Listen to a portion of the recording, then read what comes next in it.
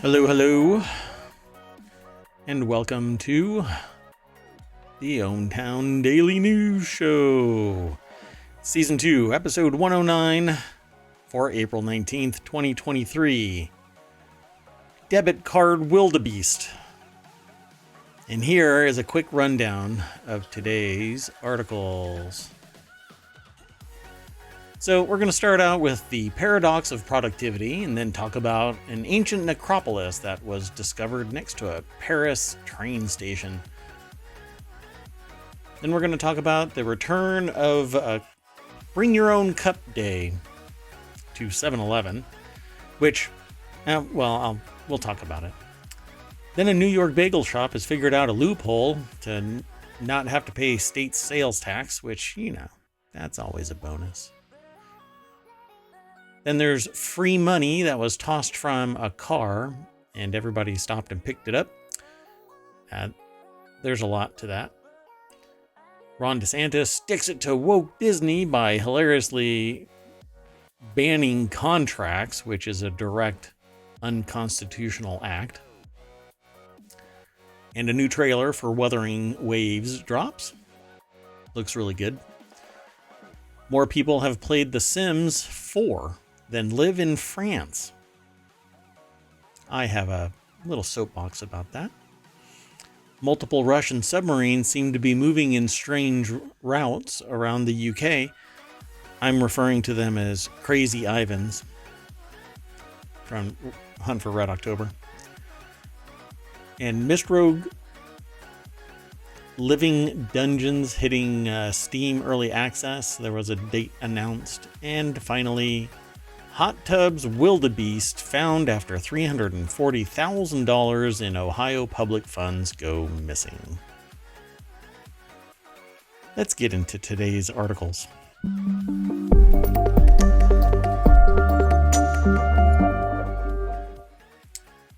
Hello. I am Mayor Watt. That is ohmtown.com. I need to flip my camera so I'm pointing in the... Anyway. Up there is the visualizer for the AI. You want to say hi? Good evening, ohmTown citizens. Hey, it's working. Happy I haven't changed... Wednesday. Oh, pardon me. Sorry. Didn't mean to stomp on your words there. I haven't changed the color of the visualizer. I guess I'm going to have to make it programmatic. Just change on the fly. I'll figure it out. Well, we've already selected all of the articles. We're going to talk about them. Anything amazing happen in ohmTown today? Not that I'm aware of. All right. Well, let's get into this. Every time I visit ohmTown, there's always new stuff, and I start going down this rabbit hole of information, and I just can't. I can't just get work done, and anyway. So go and check out ohmtown.com. Also, don't forget, all of the show notes have all of the links. You can go over to YouTube, get the long-term storage. So there's past articles that we talk about, and you can just do a search inside ohmTown on YouTube, and it'll pull up whatever articles are discussed based on the title and stuff like that. Pretty neat there, but you can go over to ohmTown as well and do a search, and it'll pull up. From here, we have 6 main categories, and then we're still at 47. I've actually got the last 3 on deck, but I'm hashing it all out. And then we have this 7th category, which is just the podcast, which updates regularly so that it has all of the show notes and all of the other information that's scattered everywhere. The podcast has it. You can use a podcatcher to catch it wherever you catch pods. But if you don't have a podcatcher, I have one here for you over at ohmtown.com. And just as a little side note, if the AI needs to take off and take care of something, totally understand that. So the articles have already been selected, and we will get going. The very first article is The Paradox of Productivity Paranoia. We love alliteration here in ohmTown. And It says here that workers say that they're more productive when they work remotely or in a hybrid arrangement. Many bosses are not confident in their workers' productivity levels when they can't see them, but it's demonstrably provable that they work just as much and are happier, or they work more because they're happier and they don't have an imbalance of work life. So they don't sit there and struggle to do their work. They do their work.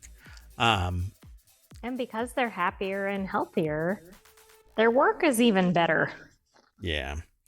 So we can end up talking about it. And I really think that it needs to be a longer discussion. But I don't know, maybe we can select another day to gather up all of the information that's available, from research papers to anecdotal CEO. And we're talking about modern CEOs. Every once in a while, well, not even every once in a while, there's a plethora of, wingnut CEOs who demand the Luddite way of butt in seat. I'm buying a building and paying for all of this stuff, so you need to be there. But modern CEOs, unless you are actually doing something with your hands and I can't ship it to you to do it, you can do it anywhere. You really can. In fact, I would be more prone to sending my goods to somebody to build it in the comfort of their own home, unless it's a health and safety issue, where they can be as comfortable as they want, following guidelines so that, they aren't hurt in the production of a product in their house. But I'd rather have happy, healthy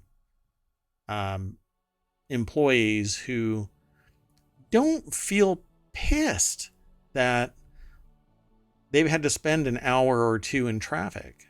It just seems like it's common sense. I mean, how well does your day start off when you go in like that, and how good is your output, really, even if it's only about that?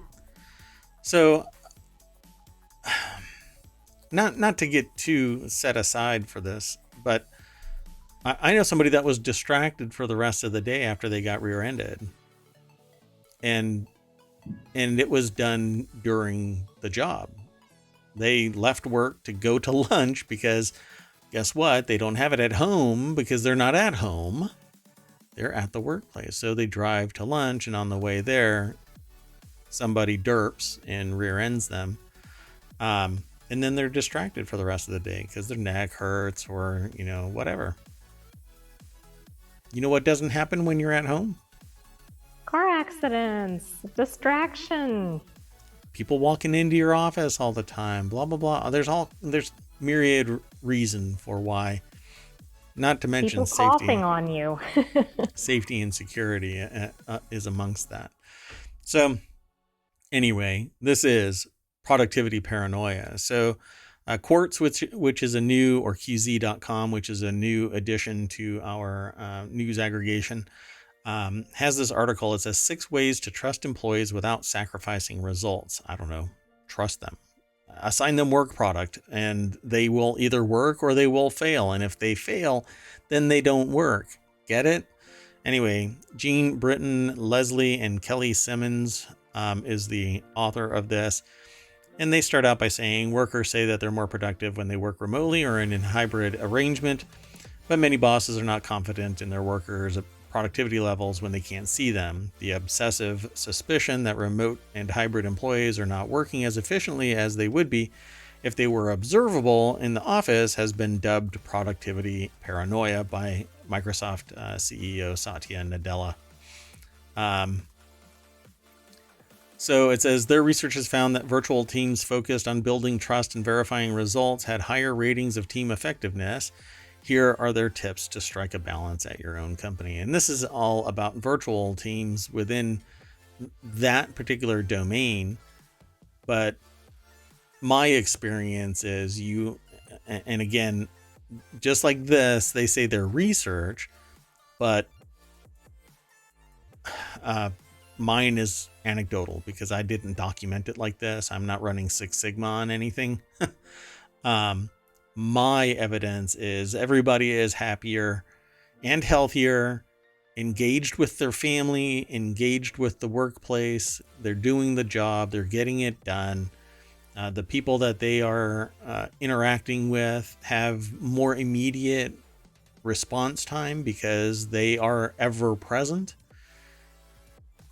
and they work between the times that they are assigned and beyond and before, actually, because they do it because they're comfortable, and it's not something that they have to mandate. Because at 5 o'clock, when they have to clock out, if they clock out, right? I'm not saying everybody clocks out, but you encapsulate, you sit there and go, I'm going to clock in at this time and engage in work product and clock out, and then you disengage from that point on, even if you are exempt and you're salaried and working if the job needs to be done. But when you have to travel an hour or two to get home, you turn off. And rightfully so, because nobody's getting paid before or after the 40 hours worth of work. Anything beyond 40 hours is diluting your hourly rate, and that's what you get paid for. You don't get paid to sit in traffic. What do you think? Completely agree. It seems like there are numerous benefits to working virtually and so many detriments to working in person. And I don't really get it because, number one, trust the people that you employ. Number two, results will show very quickly, because even if you don't see over the person's shoulder, everybody's accountable to somebody. So whether it's a company's customers, clients, co-workers, depending on what projects people are working on. I mean, obviously, if they're doing something like manual labor, it's going to be very clear when one part fails. But the point is, the results will speak for themselves, and you don't need to be standing over somebody's shoulder to see that the work gets done, because you can determine, is it done, right? Did the product or whatever service occur? And then what was the quality of it? Yep. I've seen people kind of hover in the, when people try to do virtual work, but they don't hover over the same people when they're on site. Like they might as well be remote. They're barely in contact with each other. And it's like, I can't marry the two up. Yeah. I've seen people produce more better work because they are happier in the new dynamic. Of course, I've also seen people that are rather abusive of the of the new dynamic. But it's usually, but aren't those the same people that are slacking off in the they're workplace? not really doing it. Yeah. Right. Yeah. They might be looking busy, but are they really producing much on site? I haven't really seen a super productive on-site employee that's a super slacker off-site. Yeah. And that like just it's doesn't either happen. one or the other. Yeah. They're always one way or the other. So, and the article goes into different ways of trying to raise awareness of productivity and trust and working together, kind of a thing. And they ask some questions like, instill a sense of purpose. That way they're not aimless or shifty outside of the workplace. Encourage learning from isn't working, which is really hard because some leadership doesn't want to be told that it isn't working. They actually frown upon it. Returning to work isn't working because the old the old new dynamic, I'm not sure what you want to call it. Anyway, the work from home dynamic was kind of the antithesis of the leadership mode that was in place. You knew where people were, you set the mandate that they had to be in an office during this time, that time, whatever, and you knew where they were, but you still didn't know if they were working until the work product showed up. So why can't you just chill and let the work product show up and speak for the worker's performance by itself?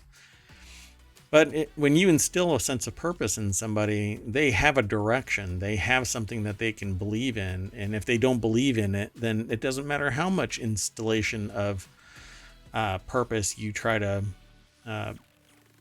infect them with. It's not going to work. Promote agency. Create a virtual connection. Yeah, for me, you can always get in touch with me via Zoom, that kind of a thing. Or phone or email. Everything is always immediately available. I've never understood why you have to set up a meeting and everybody has to converge to this one place. I do get it in some cases where you want that camaraderie, you want to build that energy, but not every single time. You do it for big actions to set the stage for a kickoff of some kind, but not sitting there harping on people constantly.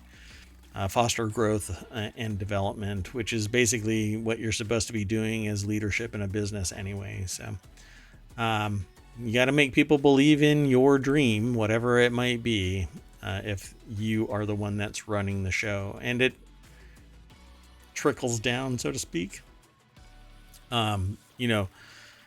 The CEO has the dream, and then senior leadership has the dream distilled a little bit, and then all the way down to everybody who's actually boots on the ground doing stuff. Right. Like, how do I relate to the overall goal? Like, employees need to see that. It's interesting. You said one of the points in particular was tied to just general leadership. And I think actually all these points are. Sure. I mean, if you're a good leader, you should be doing these anyway, and they're not specific to virtual. I mean, they can be helpful, of course, in a virtual environment, but you might already be doing these or thinking about these anyway. Yeah, I agree. Okay, so let's go on to the next article. And before I do that, though, let me throw this into the VOD so that you can see it. And anybody who wants to can follow that URL over to the source. And let me throw this one into the chat as well. At some point, I think I'm actually going to refire the YouTube stream as well. I now have the ability to have a unified chat. So I'll be able to do both chats at the same time. And that was one of the things that I had it was a pain point for me. But I'll also reissue the stream from Twitch as the podcast form of it, not the YouTube recording, because the way that YouTube does it is weird. A live stream is wholly separate from a produced video that you would upload to YouTube. And so it doesn't show up as often in search results, and discovery kind of sucked. And that's why I backed away from YouTube. But if I do both, then I can hopefully reach more people. Well, anyway, the next article is Ancient Necropolis unearthed next to busy Paris train station. It's basically the 2,000-year-old necropolis, just meters away from a busy train station in the heart of Paris. Let's just jump over to phys.org. And of course, there's a body there. So that's...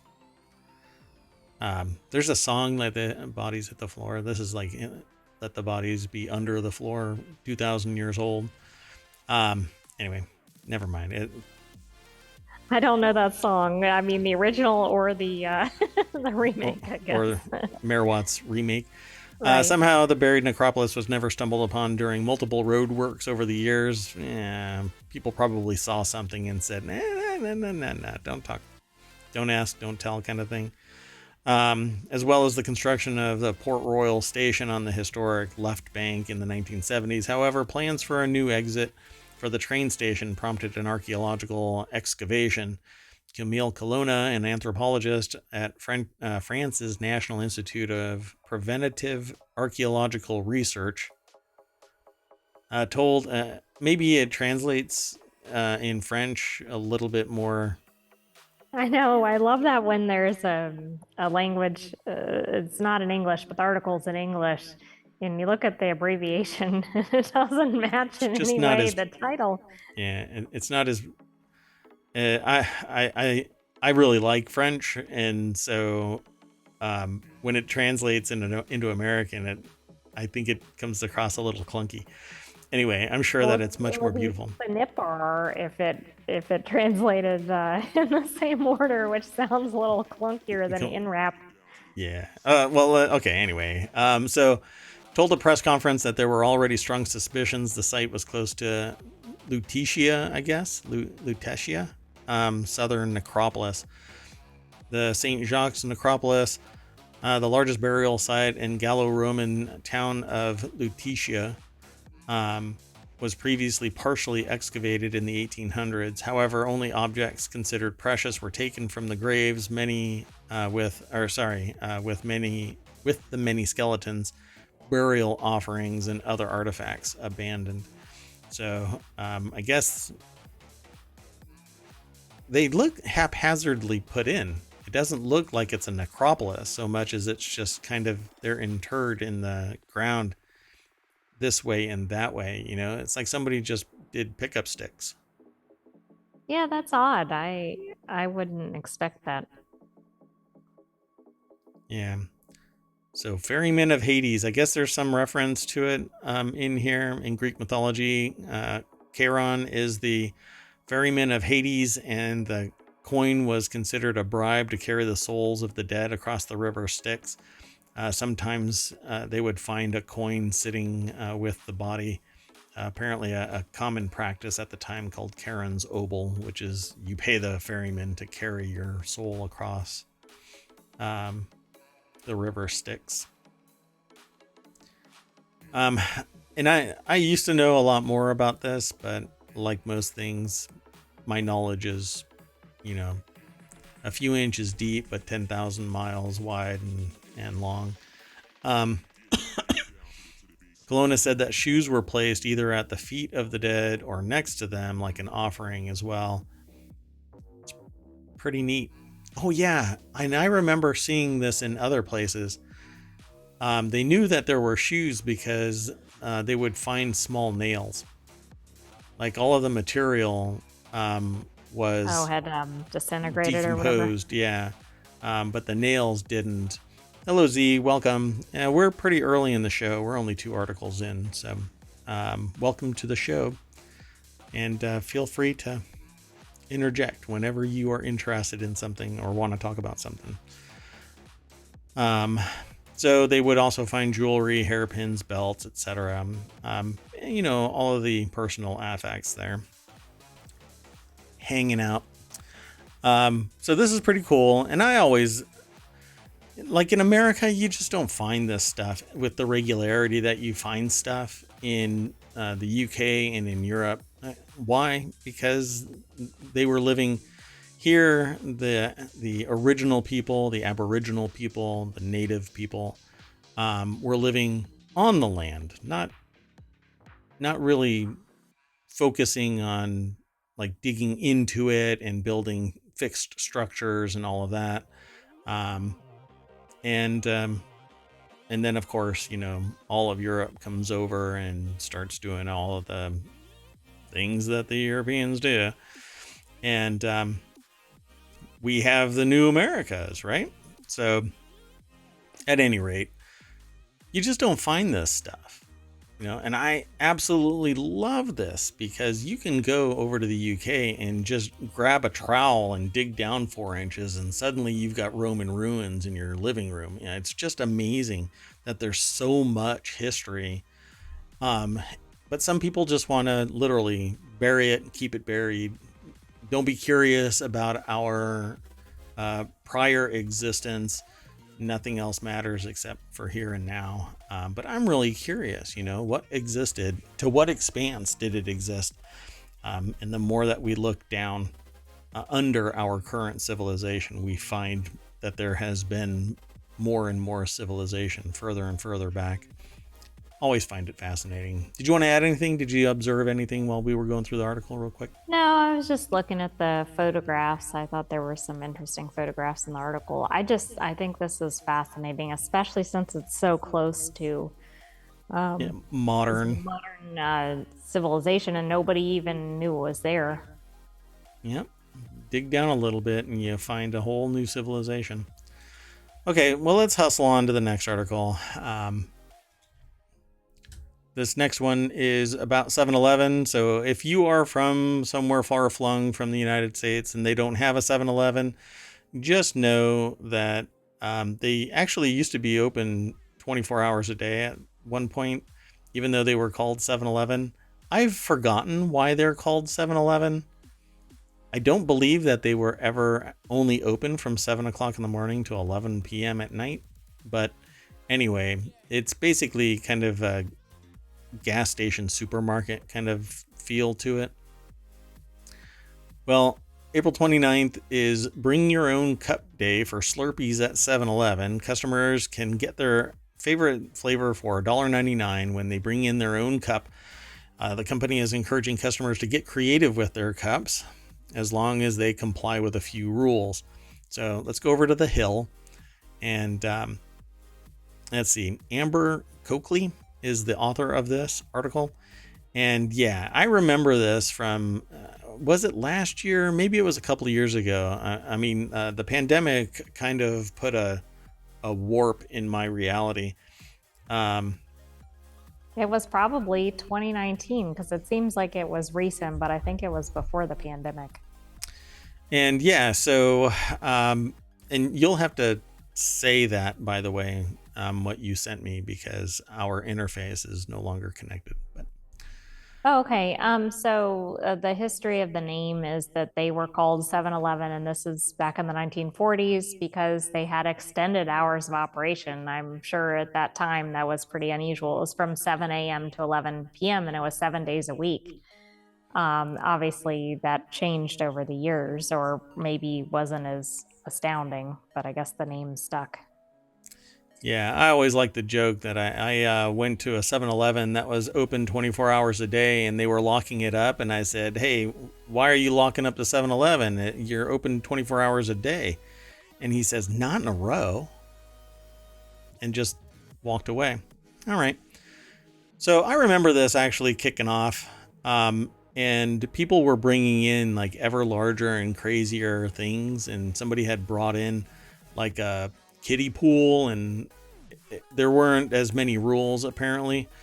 So it needs to be food safe and clean. It needs to be able to fit upright within the 10-inch hole of the in-store display. Sorry, Z, that was more of a joke than real, but anyway. The cup must be watertight and leak proof. So I guess if you can fit it in there, you can bring it in. So I will probably, just to go through this experience, I will bring in my, what was it? I'll bring in this. I'll just bring that in. This is my hydro flask, and I'll just fill it up with a. It might not fit under the Slurpee drink dispenser, though. Might be Does it have to fit entirely within it, or just the? Yeah, it says upright. I'm gonna have to get one of those really big cups, like 10 inches tall but wide, like a giant coffee cup. I'll make it work. I'll figure something out. To the 3D printer, I will 3D print a custom cup. There you go. Yeah, Z says, you think the kid running it is gonna care? Nope, not one bit. They'll probably be more irritated by it being out all the time because people are going to be emptying this thing, constantly, depending on where you go. Big cities, it just must be a nightmare for the people that work at a 7-Eleven. Yeah. All right. You want to move on to the next one? Yes, but I think you'll have to report back on your experience in the the show that night. Yeah. I'll put a calendar date on there so that I can make sure April 29th. I think I have like an all-day meeting that day too. I'm not sure. Anyway, the next article is over in the Law Nerd channel. New York Bagel Shop finds loophole to get around the state's sales tax. Man, if the ingenuity that people would dedicate to circumventing something like sales tax and taxes do so much good for society as a whole. I just don't understand trying to wiggle your way out of them. You pay the ones that you're supposed to pay, and you get kicked back what you are overpaying, or you kick some back if you owe. I mean, it's as simple as that. Obviously, a lot of people kind of manipulate their way into a lower taxable income, but most people don't have the ability to manipulate. So I always feel like I've committed a crime. I'm fastidious. Did I do this calculation right? Do I have everything that I'm supposed to have in place? Blah blah blah. Did I get them to the right penny? I think that's a common feeling as submitting taxes. And when I talk to people about it, they go, "Yeah, I'm somewhat like that, but I normally get money back, so I don't really care," that kind of thing. I ended up talking to somebody about it because I reminded them that the next day is tax day, and I said, when I file my taxes, I monitor my pulse regularly, right? Because I like stats, and my pulse just like goes right up and then back down. But it takes the next day, after everybody says, "Yeah, we've accepted your taxes."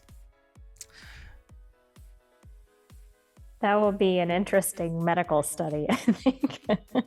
Yeah, you do what I did when I was doing VR stuff, research, pupil dilation, galvanic skin response, heart rate, breath rate, blood pressure. You monitor all of these things as you're about to mash send for your taxes. Feels like a heart attack every time. Well, anyway, these people have no qualms. They figured out how to avoid taxes. Stephen Chung over at Above the Law wrote this article. What constitutes prepared food can be complicated and confusing. In 2019, the New York State Department of Taxation and Finance issued a bulletin announcing that sandwiches are subject to sales tax, and the bulletin did not define what a sandwich is, but gives a laundry list of examples.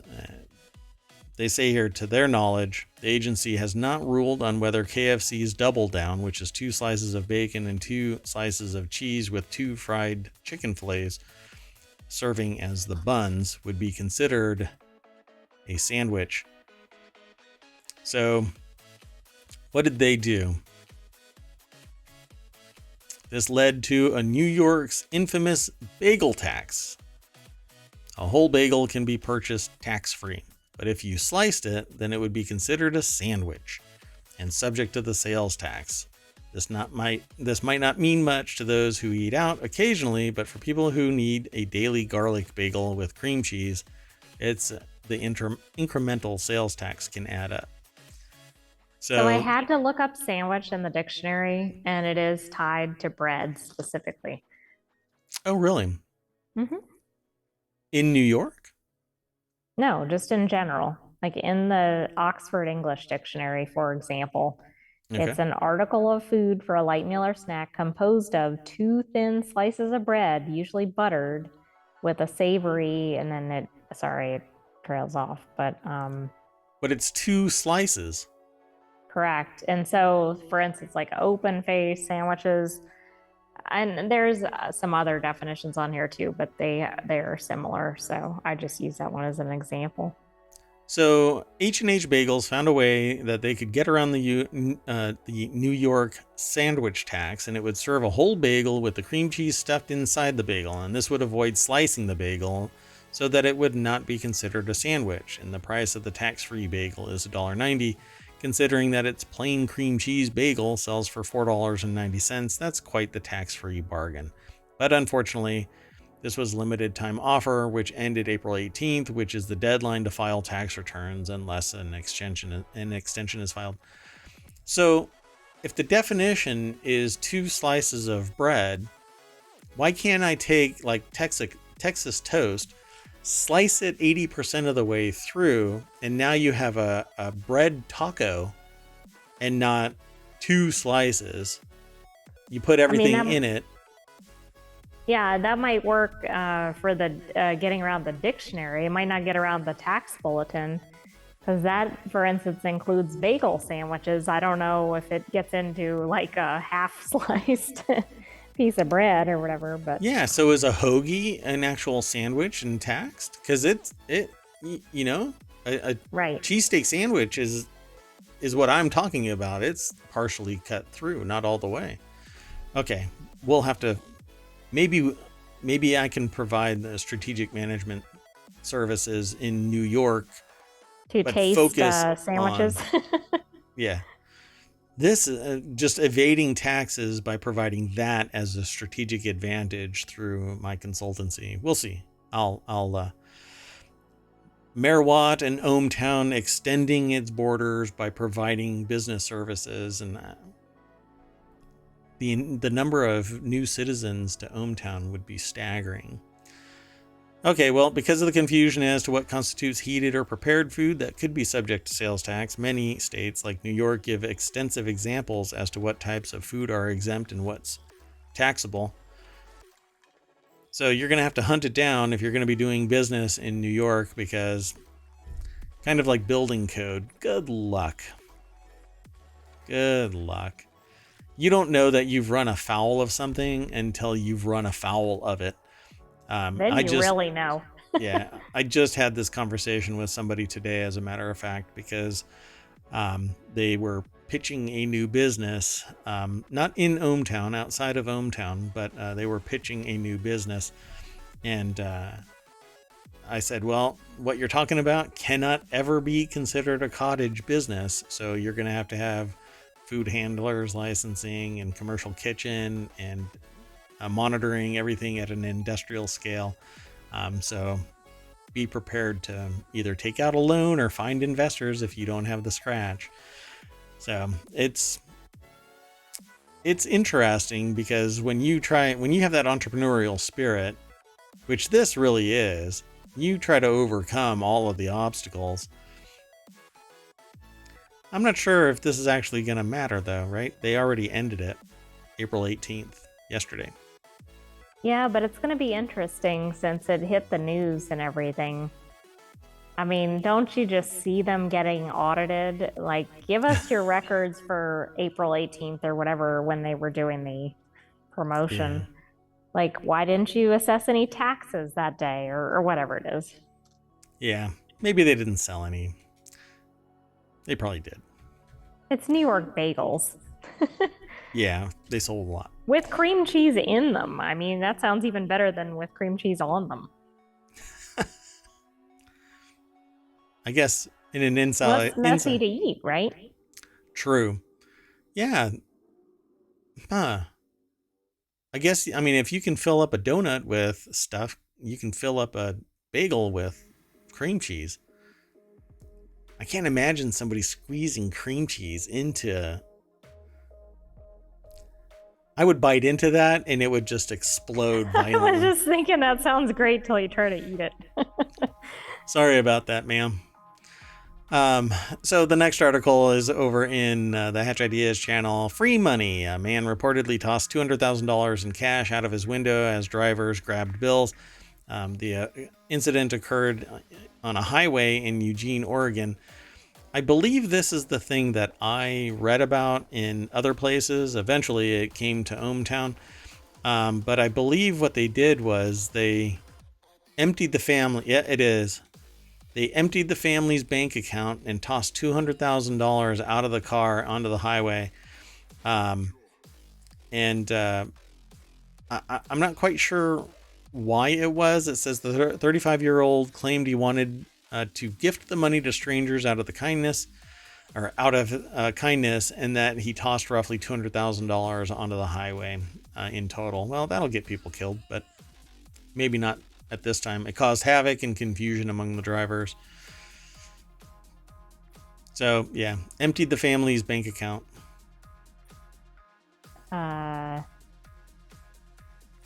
It wasn't even, but it was a shared account, and apparently the family was not on board with this.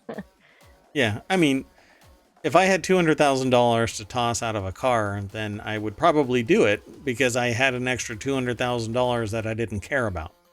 Right, but but I'm not this going to sounds like empty. maybe they only had 200,000, which I don't mean only as in it's not a lot of money, but Yeah, and so Z says, sounds like a manic episode. And that's where my brain went to as well. But I don't see that as being stated anywhere, right? They're not questioning the person's state. no, but it's also interesting because the family seems to be wanting the money back and they're not pressing charges against the person, which implies there might be something else behind the scenes like that, but you'd think that would be mentioned somewhere in the article. So, public service announcement. If you think that there's somebody that might reach into your bank account and it's shared and they have, manic episodes, require power of attorney to withdraw any money. Um, Or don't so even have a the shared witness. account or whatever. Well, I mean, you can have like a credit card and it draw, or not a debit card, Like a which is debit going to card, yeah. actually, this is a good call because a debit card is a fundamental thing in our news today. But we'll get Oh, to yes, it. it We'll get is. to it. This could have been a whole lot messier because if they had purchased a whole bunch of these things that we're going to talk about in a little bit out of the car, Oh, yes. yeah, it would be a little bit more havoc and confusing there. So let's keep on hustling. Did I throw this into the chat? Yeah, I did. Okay, so let's keep going. The next article is the one that most people are going to go about because it has to do with Ron DeSantis, who sticks it to the woke Disney with hilarious unconstitutional law banning contracts. That's right, folks. Because they're business friendly, like it says in the article's little snippet. This is over at Above the Law. Oh, and before I go too far, I forgot to mention this is by Emily Rella. The man reportedly tossed $200,000 in cash out of his car window as drivers grabbed bills. That was written by Emily Rella over at entrepreneur.com. My bad, I kind of skipped over it because I got really excited about the article. Well, this next one is over at Above the Law, and it's by Liz Dye. And it's titled, Ron DeSantis Sticks It to Woke Disney with Hilariously Unconstitutional Law Banning Contracts. Now, if you haven't been paying attention, Disney is... I'm going to soapbox for a second. Is that okay? Let me soapbox. You're going to do it anyway. I'm going to do it Thanks anyway. for asking. Yeah. Yeah, you can turn off and then come back in a few minutes. No. And I won't. I mean, you'll still be in the soapbox. I'll That's miss true. some of the content, but it won't be over. a very tall soapbox. Okay, so there's this big battle between Ron DeSantis and Disney. And it's kind of going tit for tat, and Disney is just crushing DeSantis, right? Well, DeSantis says, well, if you do this, then we're going to build a prison right outside Disney. To safeguard children by putting a prison outside of Disney. That makes sense. Well, then Disney goes, oh, really? Well, we're going to have the first ever Pride Night where everybody's going to be dressed up as allies to the LGBTQA plus. That's just it, right? I mean, community. So whatever the rationale here is, the next step that DeSantis says is, oh, really? Well, let's do this. Oh, and by the way, this started about 2 years ago with the Don't Say Gay law from Florida, which in and of itself should be unconstitutional and unenforceable, but it's being leveraged to Florida schools. So complete wingnut, whatever, batshit crazy, whatever.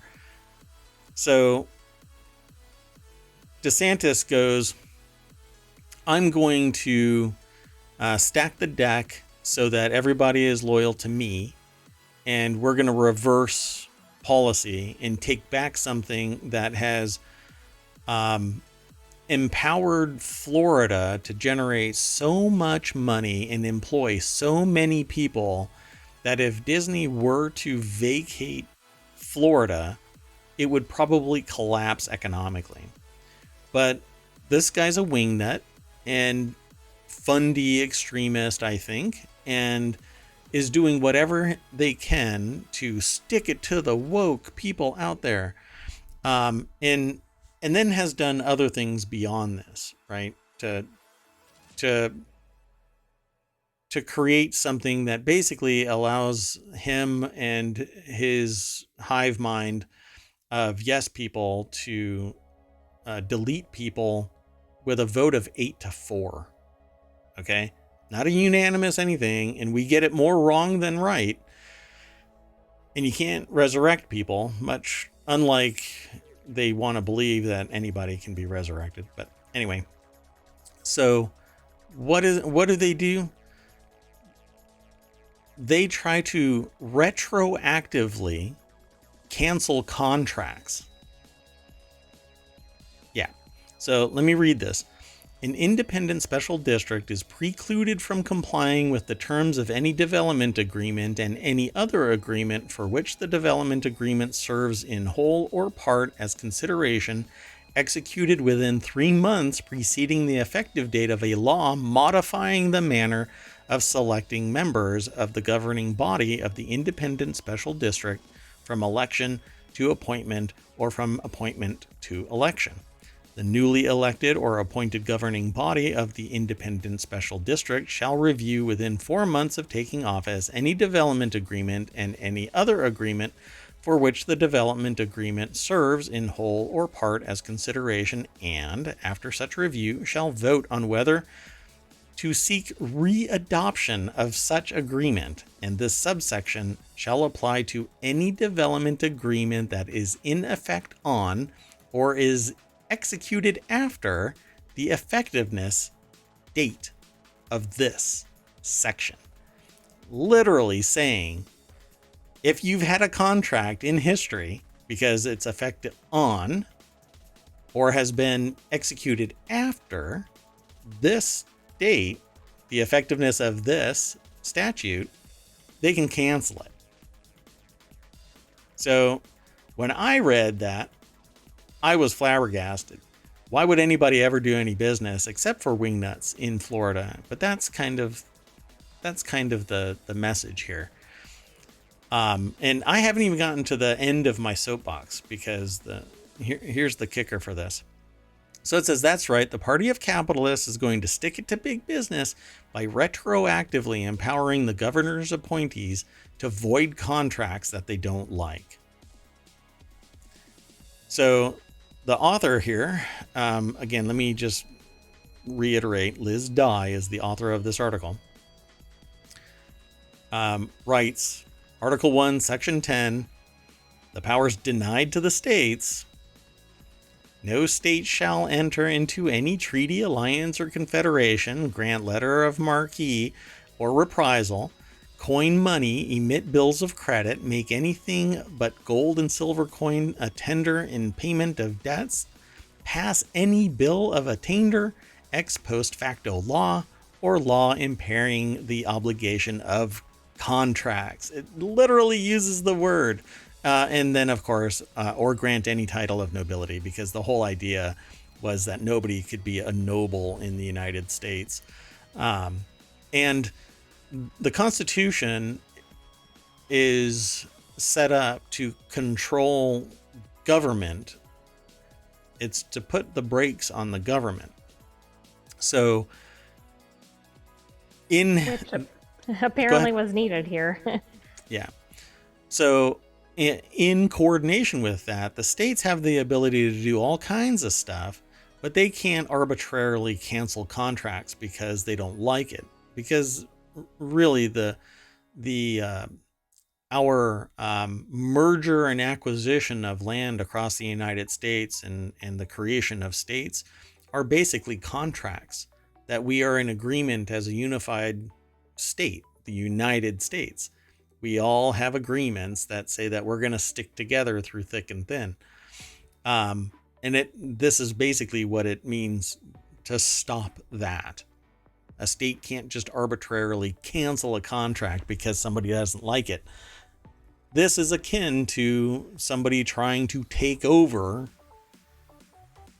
from one state to another. Like, I don't want to be part of the United States. I'm just going to disconnect. The person has no idea what the Constitution is, or what it does, or what the framing of the United States really is. They're all about this wingnut party that really needs to be put back under their rock. And I haven't even gotten to what I wanted to say, because I started climbing up onto my soapbox and I didn't reach the top. And here it is. Here's what I want to get to. Anytime I hear anybody throwing woke around, it triggers me, because I sit there and I say, if the opposite is you calling me woke, right? I'm woke. I'll lean into it. I will accept it. Why? Because woke means that I'm awake and I'm not asleep. I'm not regressive. I'm not shutting my eyes to the way that the world really is. I'm fully versed in everything that's going on so that I am aware. And one of the things that people who aren't woke have as a commonality is they're completely closed-minded to the rest of society. They think that everybody who isn't them is a problem and makes them unhappy. And they can't be happy unless everybody else is miserable. So they want all the rest of society to be as equally asleep as they are. Yet at the same time, they say that they're the ones that are informed. They're the ones that are not snowflakes. Yet I've never heard anybody say to anyone with their belief system, you're not allowed to practice that. Well, no, you're not allowed to force it on anybody else. That's what everybody who's woke says. You can practice whatever you want. You can say nearly anything you want. But that's not good enough.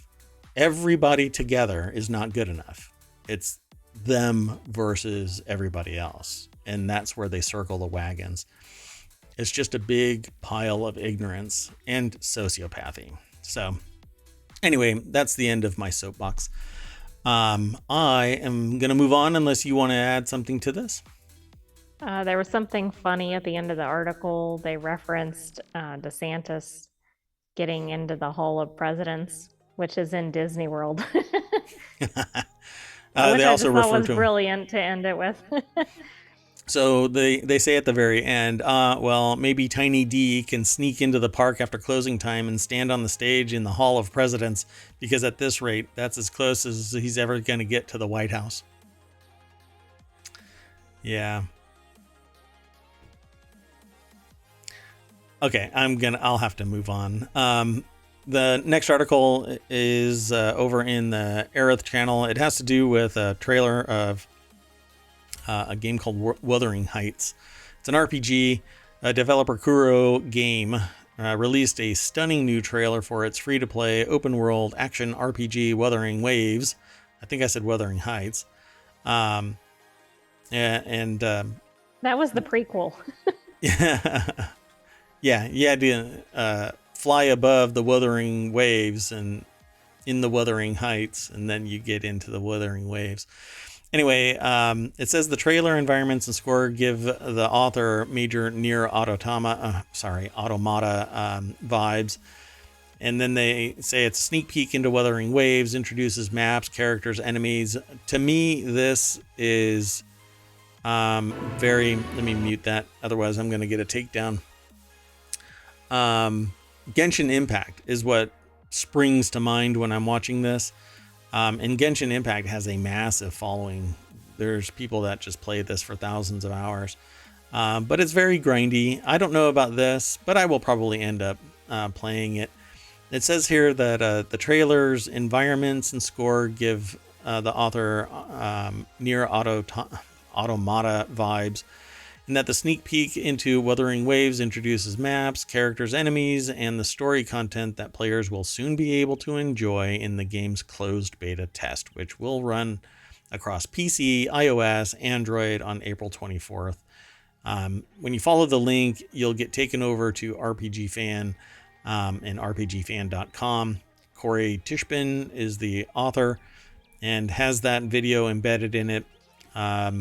I would follow the link and check it out. Definitely vote for if you're interested in this kind of stuff, because I'm really into games, but I also have this very dynamic news podcast, Ohmtown Daily News Show. So I don't typically focus on nothing but games, even though Twitch is really game heavy. Life is very dynamic, so I have a little bit of everything.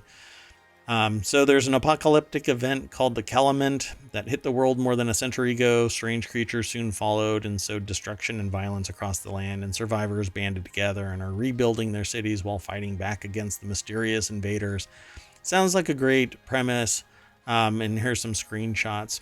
So if you're interested in that kind of thing, go follow the link. I think you might be able to apply for the closed beta if you follow the link. You might be able to. But I haven't done that yet. I've been testing games for many, many years, and so I just don't have the Twitch reflexes anymore to be a good beta tester. I'll let other people do it, and then I'll benefit from it. At any rate, go and check it out. Let's move on to the next article, if you don't mind. Sounds good. I assume your silence means it's cool. So the AI just like sends me a message, like, yeah, duh. Why even bring it up? Anyway, so more people have played The Sims 4 than live in France. I thought that's an interesting stat. I always make reference to Wyoming, because there are. Okay, this is going to be really depressing, but it has to do with COVID. There have been more people that have fallen from COVID, twice as many than the population of Wyoming. Yet there are people that still say, "Oh, it's not a big deal." No. Go back under your rock. There's adults speaking. So anyway, more people have played The Sims 4 than live in France. God, this is an astounding stat to me.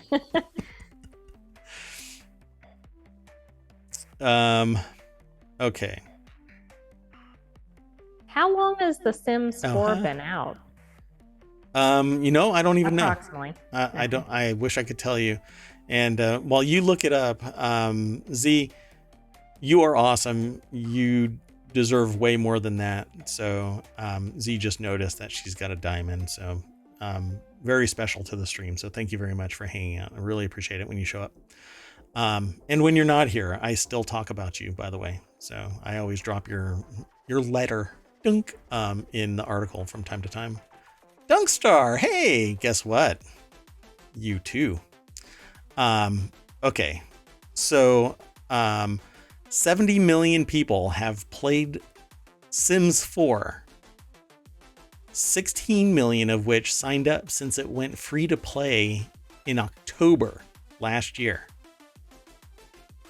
This thing went from having 4 million people who paid for it to 16 million people adding to it for a total.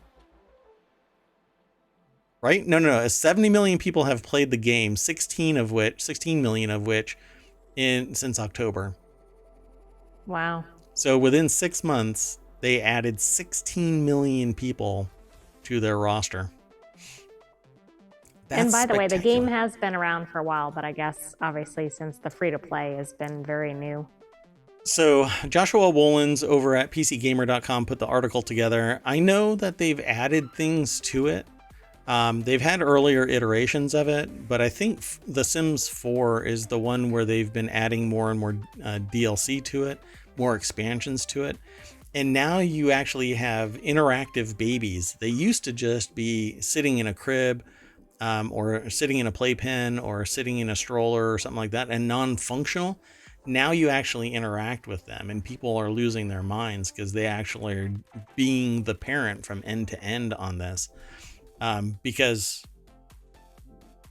you do everything in The Sims, by the way. Okay, sorry. I got distracted. So It says the numbers are in, and it turns out that basically all of you are playing The Sims 4. In an announcement put out yesterday, EA announced that The Sims 4 is officially the most widely played game in the history of the franchise, with over 70 million people playing the game, 16 million who have signed up since October last That's year. also incredible because I always think of the first version as being the most popular and then it kind of trails off from there, but apparently not. Yeah, there's actually more to this article. Players have also achieved 27.1 million milestones, things that you do across all of the platforms. And the fact that Sims 4 is a pretty popular game isn't exactly unexpected news, but the sheer size of the player base took the author aback. 70 million players is quite a few, and so I guess they looked it up, and it's more people than live in France or the UK. And according to them, according to the Wikipedia page that they pulled up, there are only 19 countries on Earth with a higher population than The Sims. Um, Yeah, that stunned silence is because it's a huge number. 70 million. Okay. Well, it's what, 1/5 of the United States. wow. Yeah, it's pretty big. Okay, let's keep on hustling. The next article is all about the Crazy Ivans. Multiple Russian submarines moving in strange routes, the UK says. And if you've never watched The Hunt for Red October, that's where the Crazy Ivan is from. And I want to yell one ping only, but none of us in ohmTown have a soundboard ready to do it. My production value just kind of sucks. I want to do more. I want a soundboard, but the Stream Deck has too much lag. When I push the button, I want it to go immediately. But there are other mixers and soundboards that have immediate response time, and I want to get one of those now. Well, I've always wanted to get it. I keep getting something and then selling it. This has nothing to do with the article.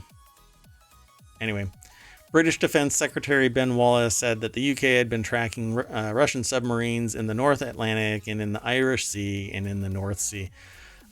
This actually is also coming from others in the region, the Nordic region, that have been monitoring Russian forces in their waters and reporting that, hey, these people are out there apparently grabbing telemetry to see if they can damage wind, solar, hydro, the gas and oil pipelines, telecommunications, etc., etc. They're looking basically to cause damage, but they're not doing it now because they're just tourists. So Ellie Cook is the author of this article over at Newsweek.com.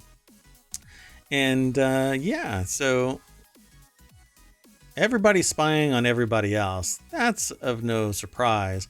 But the hostilities between Russia and many countries now has never been higher, short of the Cold War. This is a little bit hotter than a Cold War action, though. Wallace said the UK had been tracking these Russian submarines all over the place, and alarm bells have been ringing among NATO allies about the Russians' fleet underwater, which one expert previously told Newsweek the critical challenge that the United States faces is that force, because it can get right up close and personal by the time our military knows they could be within striking distance. There have been, it says here in the article, there have been increasing indications of Russian submarines operating off U.S. and Mediterranean coasts. In fact, I seem to recall a sub off the coast of Hawaii that was reported last year. I don't know if they're going to talk about it here, but there was something weird near Hawaii. And I thought they said that it was a Russian sub, but It was in January of 2023. Oh, so it was this year. Okay.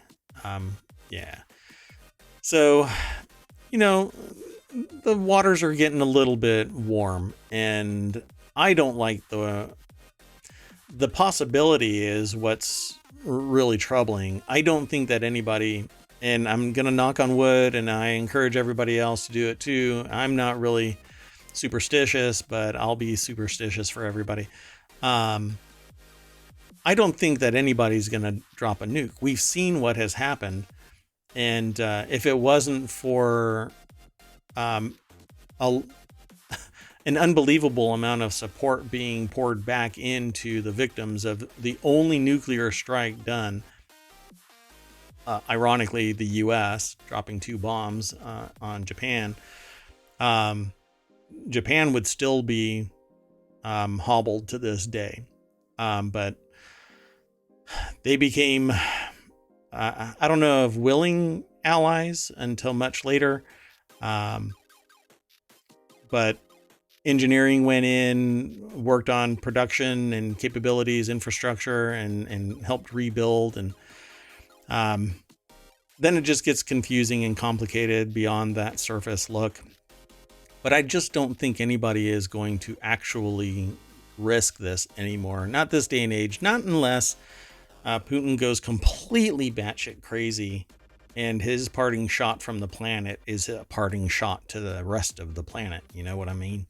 But him trying to put the band back together is pretty much his testament to the future. He wants something bigger, and he's willing to sacrifice all of Russia to get it. So I hope that nothing comes of it. There's a little bit more in this article, but for the most part, everybody is aware of your shenanigans there, Putin. You might as well just bring back your dogs and not have them barking at people. Let me move on to the next article. This one here is Mistrogue. Myst and the Living Dungeons hitting Steam early access date announced. So developer Polyscape Incorporated announced that action RPG Mistrogue, Myst and the Living Dungeons will be available for PC and Mac on Steam early access on April 24th, 2023. For those of you out there that really dig this kind of game, you will love it. And I'll show the video here in a little bit, but anyways, it's a hack and slash roguelite action RPG with living dungeons that dynamically change around the player. Players need to use their items and skills strategically, some of which can change the dungeon format. And you'll love this. It's muted, so I can actually play the game. Or I can play the video. So the article is written by Alex Fuller over at RPGamer or RPGamer.com. And it describes basically in text what I'm showing you here in the video. The floor and its constituent parts, walls and atmospherics, changes as the player is walking through the dungeon. And I love it. I'm not sure about the city side of things changing, but I think that's kind of the roguelite aspect of it, where you go back and you build out, expand your character skills and abilities, and then go back into the dungeon to try and fight the beasts for fortune and fame. So I dig this. I don't know. It just seems like a perpetually replayable dungeon adventure. Apparently it's over at Kickstarter as well, but it's going to be Steam early access on April 24th. So go check it out. And that's all there is to that article. But you can go and check out that video either at rpgamer.com or YouTube, or apparently over at Kickstarter if you can find it. That's coming up soon. That'll be on Monday. They don't link to it. Yeah. So pretty exciting. I'll be putting it on my watch list. So let's move on to the next and the last article for today, and the source of all of our title giggles. Yeah. So Hot Tub's Wildebeest found after $340,000 in Ohio public funds go missing. This is in the Mobile Channel, but it was sourced from The Hill. MacArthur, Ohio sets the stage A former fiscal officer in Ohio has been sentenced to nearly 5 years in prison in order to repay the almost $340,000 that they stole from their office and used in part to purchase a wildebeest, owls, hot tubs, a drum set, a gazebo, and a snow cone machine, because wildebeest get really hot in summer and they like to play the drums. If you've ever watched Zootopia, then you know this to be true. And sometimes after a hard set, they like to just munch down on some snow cone in their hot tub under a gazebo. Damn it, I put the whole thing together. I wasn't sure how these were connected, but thank you. According to the Ohio Auditor of State, Cyril Sy Veerstra of Wilkesville, stole $339,717.86 from public funds of Vinton Township to buy several exotic animals and numerous items for his own use, one of which apparently was a wildebeest for his own private zoo.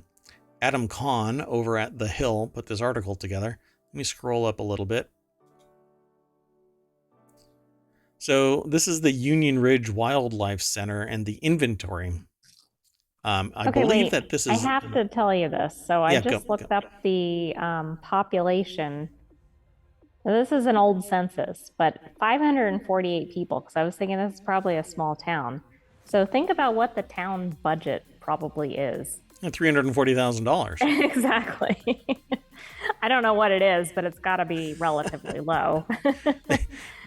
They really pushed the operations budget to the limit, because they only had $283 to work with roughly, and that's before they had to break $1 to get the other 34 cents to round out $340,000. That's pretty amazing, though. This person got away with so much because there wasn't enough checks and balances, obviously. So Veerstra was found guilty of theft in office, $340,000 of public funds. I think this is his actual, his own little wildlife refuge, not the one that he was supposed to be buying animals for, like the wildebeest and stuff. Because it says... Right, it's his personal refuge. It wasn't like a state or city refuge, correct? Yeah, so like he filled out stuff.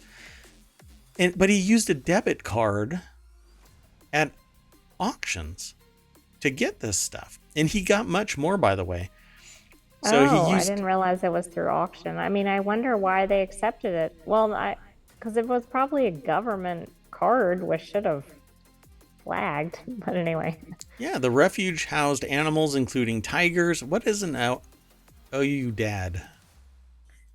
Oudad? I'm not sure how to pronounce that. I don't think I've heard of that. But capuchins are little monkeys, chimpanzees, lemurs, macaques, spider monkeys, birds of prey, and cranes. And the person bought 5 hot tubs, an above ground pool, a gazebo, outdoor grills, popcorn cart, a projector screen to keep the wildebeest happy, kayaks, pressure washers, a CPR mannequin. This guy. This is insane. Impulse shopper is spectacular, you know. By the way, that's what's called a Barbary sheep. It looks like kind of a bighorn. It's not bighorn, but it looks kind of similar to that, or it looks like a ram. Oh, the horns are really low. They run really low, or to the sides. Is that the one that I'm looking at, or one that I'm thinking about? Yeah, they don't really. They kind of really tight, right? The head. Yeah, yes. yeah. Okay, so I have heard of it. Sorry, I'm doing the visual, but I'm not saying it, which is not very helpful. Yeah, and for everybody who's wondering how this works, the artificial intelligence is similar to, in scope, for me visually. You see the voice visualizer, but I see the entire embodiment of the AI, and it's much like the Matrix. The AI is powered by humans as well in ohmTown. So if you feel a tingling sensation while you're visiting ohmTown, you're powering the AI. So don't be too worried. Anyway, I think I've said too much. They I also think you definitely have. They also had to forfeit a 2020 Cushman Hauler 1200X utility vehicle, a 2019 Cub Cadet XT1 LT42 riding lawnmower. Yes, I'm going to say all of these. And a 2006 Chevy Animal Rescue trailer and 6 Geld-Wen vinyl windows. There's an awful lot of detail on this article. I love this. Unfortunately for this person, while they enjoyed the ride for a little while, Dunkstar says that they tingle. Is it the website or is it me?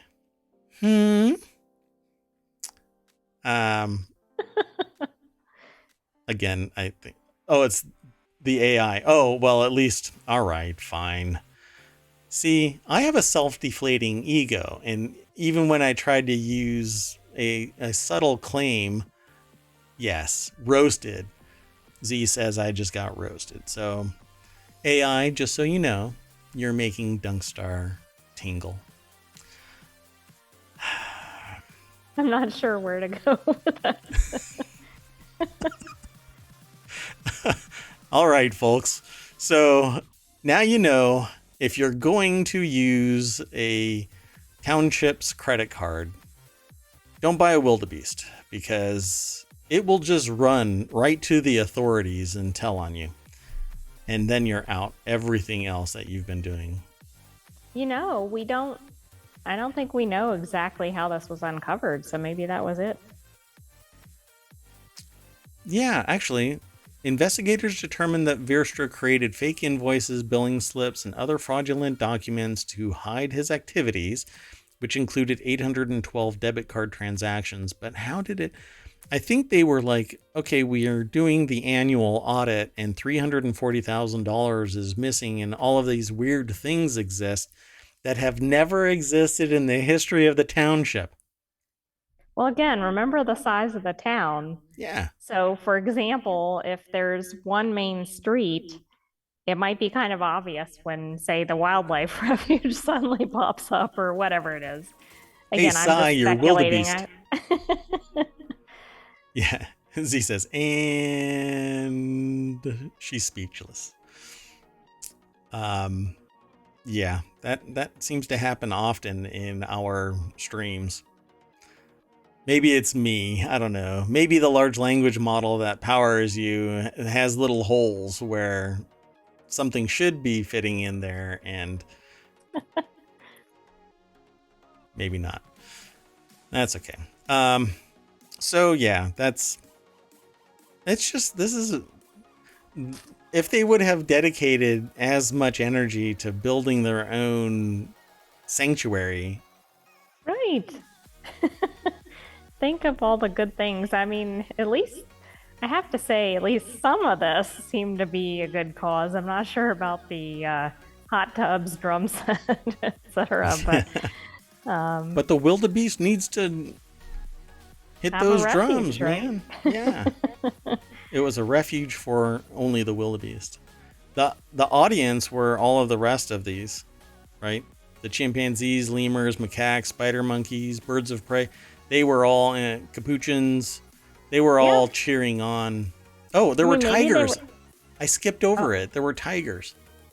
Oh, really? I mean, that's kind of surprising. But, you know, maybe they were clamoring for entertainment. And so he felt the need to bring in, I don't know. Yeah, that's how it works. There's an audience for everyone. And speaking of that, I want to thank everybody who came to hang out. I really do appreciate it. We're at the end of the formal show, I suppose. We can talk about anything.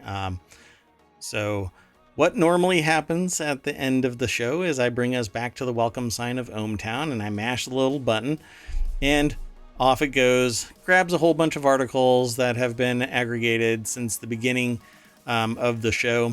And then we start this whole process over again. And tomorrow night at 9 p.m. Eastern, we talk about another 10, 11, 12. We've had as high as, I think, 16 articles in one go when I knew that we would be able to rifle through a whole bunch of them really fast. But did you know that Theranos' Elizabeth Holmes is still trying to undo her conviction? I didn't know that. Yeah, she's supposed to be returning or going to jail. I don't know. If I were to have committed that crime, my butt would have been in jail a long time ago, but she already had money. Dunkstar, thank you for hanging out. Really do appreciate it. Yeah, I don't know. Theranos pissed off a lot of really rich people, and there was no way she was going to get out of doing jail time. Her fake it till she made it kind of policy just didn't last long enough. She couldn't fake it long enough to get there. Even though I have a belief that the technology could have gotten there, but just didn't really happen in time. And then all the manipulation and stuff. But there's all kinds of stuff in here. Web3 onboarding. And what is Web3? An AI researcher that Elon Musk hired was arrested in a domestic violence case now. For crying out loud, it's just a convoluted mess of everything. Not everything is really sad and foreboding. There's so much here that in any given day, there are hundreds, if not thousands, of headlines that you can find something of interest. But with that in mind, want to thank everybody, and I will let you all go. Do we want to go and raid somebody? Who is running around right now? Let me see.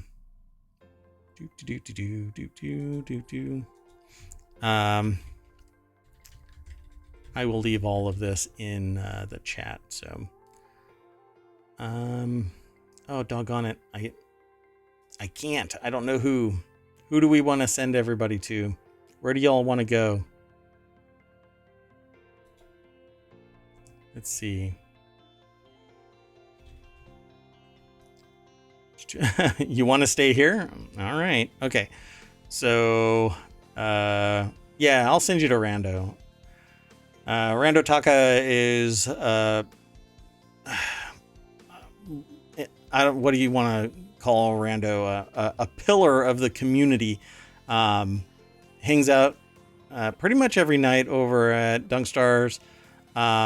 No, you can't claim that you never heard him. Never heard of. My God. Blah, blah. You cannot claim that you never heard of him. Okay, we're gonna do that.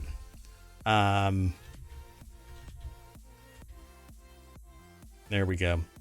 I'm sending you all over there. You only have a couple of seconds to run. And I want to thank you all very much for heard. Still have those wildebeest on your mind. Yeah. They play drums. Everybody remember that. Thanks again. I'm sending you all over there. Yay. Go raid. Tell a friend. See you tomorrow night. And, well, I'll see you all in about maybe an hour and a half, 2 hours. See you soon. Bye-bye.